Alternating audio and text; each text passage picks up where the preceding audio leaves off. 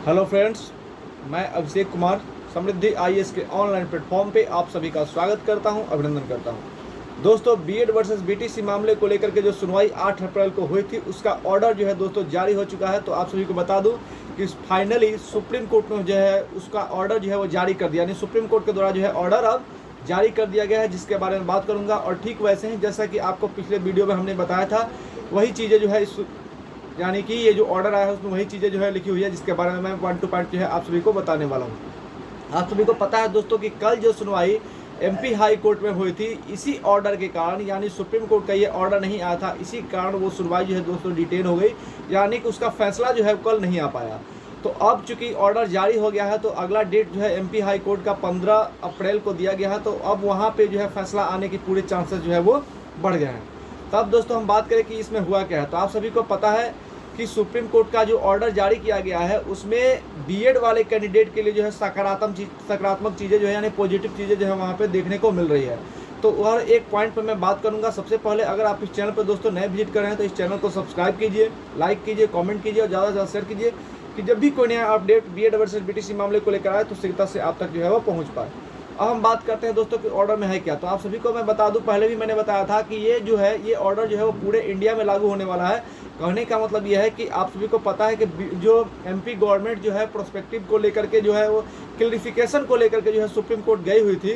तो वो क्लियरिफिकेशन की किस आखिर में बीएड वाले जो कैंडिडेट हैं उनको किस बेस पे जो है हटाया, या किस प्रकार बेस पे जो है उनको मतलब हटाने की बात की जा रही थी, उसको लेकर के वो गए हुए थे। उनके कहने का मतलब था कि अगर वो कहीं ना कहीं जॉब कर रहे हैं तो फिर उनको कैसे हटाया जा सकता है, अगर हटाया जाएगा तो वो कहाँ जाएगा, इसको लेकर, यानी कि क्लियरिफिकेशन को लेकर के वो वहाँ पे गए हुए थे। तो ये जो ऑर्डर आया है ये जो है अब लागू होगा वहाँ एमपी हाई कोर्ट में भी, तो वहाँ पे चीज़ें देखने को मिलेगी। तो सबसे पहले आपसे मैं बताऊं कि ये जो ऑर्डर आया है उसमें ये क्लियर कहा गया है कि वे सारे बीएड कैंडिडेट जिन्होंने 11 यानी कि 2023 के 11/10/2023 के पहले जिनकी ज्वाइनिंग हुई है, वही कैंडिडेट जो है वो अब नौकरी में रह पाएंगे। यानी ये क्लियर हो गया है कि 11/10/2023 का जो फैसला आया था उसके पहले जो लोग कहीं ना कहीं जॉब कर रहे हैं उनके नौकरी पे जो है कोई दिक्कत नहीं आएगी और वो जो है वो नौकरी करेंगे। और साथ ही दोस्तों सुप्रीम कोर्ट ने 2 पॉइंट जो है वो रखे हैं, उन पॉइंट को देखना होगा। पहला ये कि 11/10/2023 के पहले जो कैंडिडेट ज्वाइन किए हैं उन्हीं को जो है नौकरी में रहना है। और दूसरी बात उन्होंने ये कहा है कि 1 साल के अंदर, जैसे कि 1 साल के अंदर उन कैंडिडेट को जो है वो ब्रिज कोर्स करा करके जो है उनको रखना है, ब्रिज कोर्स करा के डीएलएड के लेवल का उनको जो है बनाना है, ताकि वो जो है जॉब में रह सके। आप सभी को मैं बताऊं कि 8 अप्रैल को जो है सुप्रीम कोर्ट में सुनवाई हुई थी और सुप्रीम कोर्ट का जो है वो फैसला आया था। तो 8 अप्रैल का जब फैसला आया था तो 8 अप्रैल से 1 साल जो है काउंट होगा, यानी कि 8 अप्रैल से लेकर के 8 अप्रैल 2025 तक, यानी ये जो 1 साल का पीरियड होगा, इसी पीरियड के अंतर्गत जो है बीएड वाले कैंडिडेट को जो 1 to 5 में कहीं ना कहीं जॉब कर रहे हैं उनको जो है वो ब्रिज कोर्स करना होगा और तभी जो है वो 1 to 5 में जो है जहां जॉब कर रहे हैं वहां रह सकते हैं। तो 1 साल का समय दिया गया है, 1 साल के अंतर्गत जो है उनको ये काम कर लेना होगा, ब्रिज कोर्स कर लेना होगा, ताकि वो 1 to 5 में नौकरी करने के लिए एलिजिबल हो पाए। तो दोस्तों ये जो है कोर्ट का ऑर्डर आया है।